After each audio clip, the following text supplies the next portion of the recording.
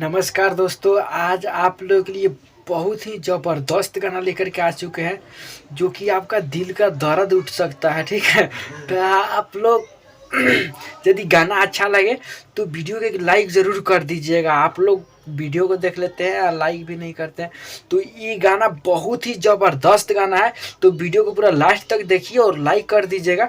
ये गाना इस गाना पे लिखे हैं कि तू ससुरा में जब रोवेलू कबर में हमाहू तड़पीले।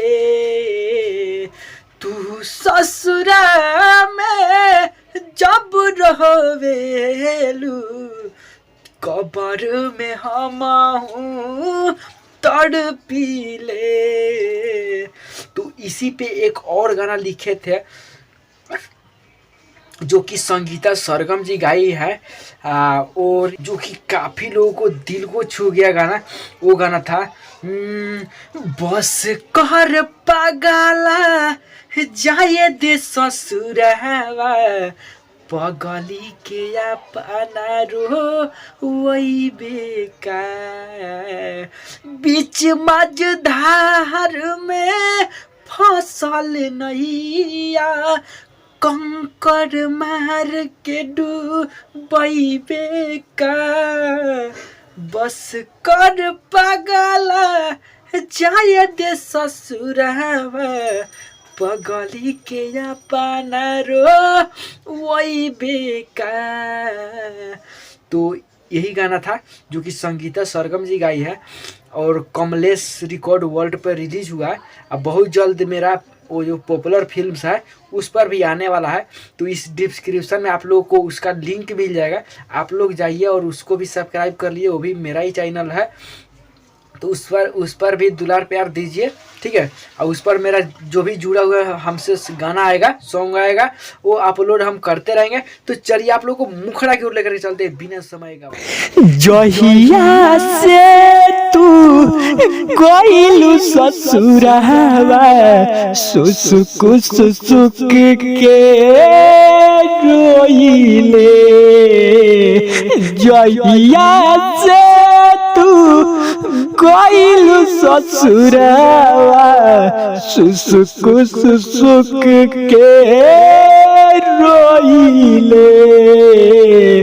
तुहर मुस्कान बाटे दिलवा में बसल। तुहर मुस्कान बाटे दिलवा में बसल। रातियों में चैन से न सोइले। जहिया से तू गइलू ससुरवा सुसुक सुसुक के रोइले। जहिया से तू गइलू ससुरवा सुसुक सुसुक के रोइले।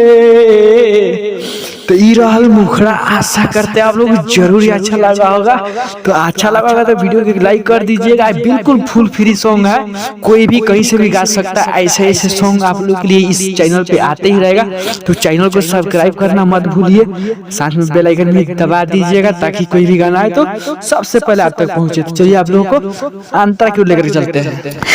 प्रीति लगा के चल गइलू गोरी छोड़ी हमके तड़पेला।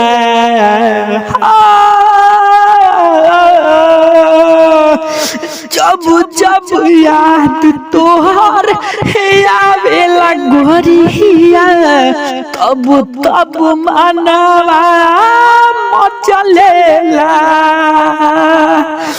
ऐसन हलिया गइलू बनाई। ऐसन हलिया गइलू बनाई। जीना हम मरिले।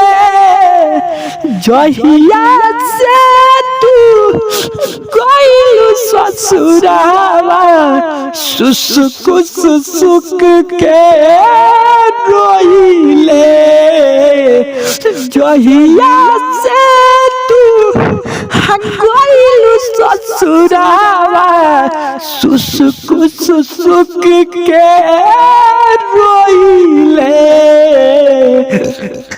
फूल तज बेदरादी से भइल का कसूर हो चल गइलू तू दूर हो बनी के तितली जैसन रानी गइलू जीतन संग उड़ हो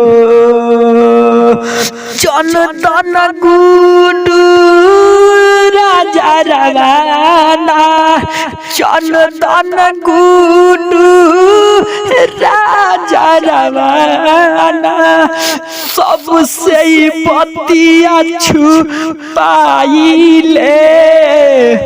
जहिया से तू गइलू ससुरावा सुसुक सुसुक के रोइले जहिया से तू गइलू ससुरावा सुसुक सुसुक के रोइले।